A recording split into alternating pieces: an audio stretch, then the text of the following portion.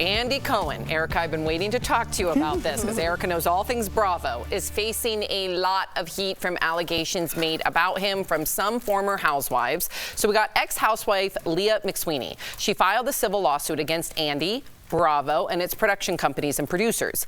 In the 109-page complaint obtained by People, Leah claims the defendants established a rotted workplace culture where employees were pressured to consume alcohol. She also claimed they failed to maintain a safe work environment and accommodate her disabilities, which include alcohol use disorder and mental health disorders. But the biggest bombshell claim is that Andy, quote, says, engages in cocaine use with housewives and other Bravo celebrities, these are her words, that he employs, and has a proclivity for cocaine usage with his employees. Now, a rep for Cohen said the claims against Andy are completely false. Okay, Erica, a lot to unpack here. There's so many opinions online. What do you think about this? This is tough. This is really tough because on one hand, it's like if these allegations are true about what Andy Cohen is like, she's basically saying that it's favorable treatment for people who engage in these activities with him. And I mean, we've all worked in like nightlife and stuff. I believe that. I've seen that happen. Right. Now, did it happen with them? I don't know. I wasn't there. But this is my issue. When people, this is like a clean hands thing. People are being rewarded for poor behavior on these shows. You are signing up for it and you're getting a certain thing back. You're getting the exposure, you're making money. People know who you are, and a lot of people grow their businesses this way. I do take issue when you are good to go with the less than clean hands. You participate in everything, and then when things don't go exactly your way, then you want to burn the house down on your way out. Because Andy Cohen is going to be okay, but are the producers, the showrunners, other people who are involved on the networks going to be okay who didn't benefit as much as you did from your time on Bravo? That's where I get a little like, if you were like, I was a victim, I never had any parts in this, and now I'm being punished, I think that's different. But I don't know if anybody's coming into this with clean hands. Okay. Have you, I mean, yeah, just ask her, have you ever seen Bravo before? It's all alcohol and partying and doing all that, and if that is not an environment you want to be a part of because of your own disorder, I'm just playing I agree with Erica, the defendant saying you knew exactly what you were getting yourself into here, and no one put a gun to your head to do it. Did it cause her to relapse or do whatever? I feel bad about that, but her... Well, no, she has said publicly that she decided to break her sobriety before she started filming. For the show, right? Right. So that's on her again. Yeah, that's her decision. I think there's one other element here where Andy Cohen is essentially, I know things have changed amongst Bravo and his role, but he still is a very influential figure. And if he is engaging in party behavior with only certain people, because those are the people that allegedly are going to go do coke with him in the bathroom, allegedly, and then they become closer and then they get to sit closer to him at the reunion and they get more airtime, I do think there's a point there.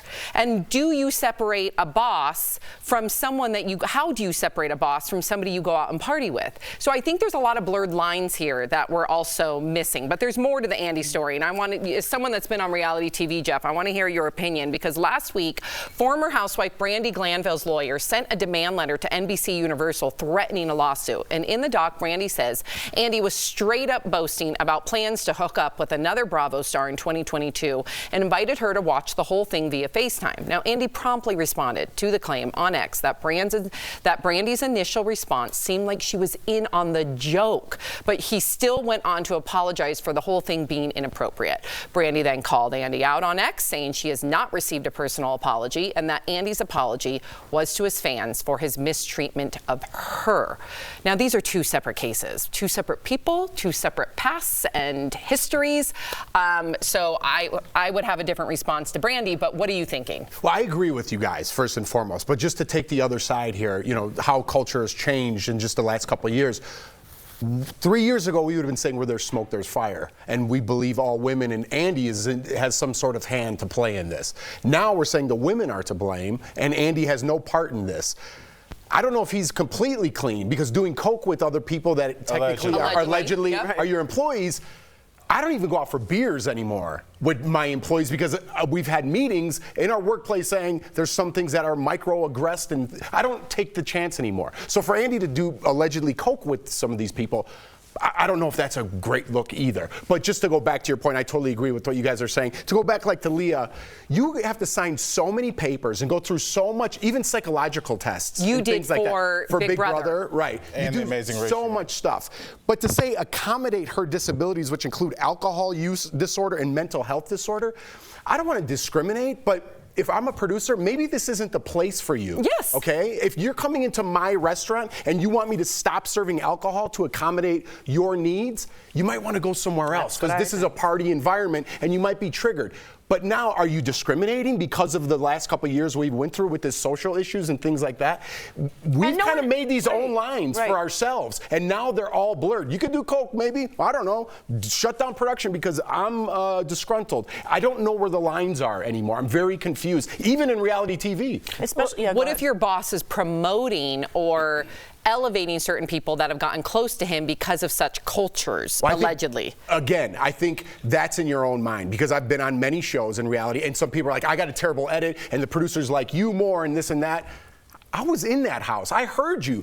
You were crazy. You know what I mean? It's not your edit. You were nuts the whole time, me included. But to just say like you favor somebody, there's a pecking order in everything we do. There's a totem pole. Could I say that anymore? Yeah. Probably not. With all of us. Yeah, you can. I can't say that. I'm going to stop talking before I get fired. In reality, there is a popularity aspect to reality television. Right. I mean, you see it in just people's follower counts. And that's not illegal, by the way. No. That's not an illegal thing. Who's your favorite guy in Jersey Shore? Sue or that. girl? Right. You can't That's it. sue for that reason. Right. Oh, there's so much more to talk about, but good conversation.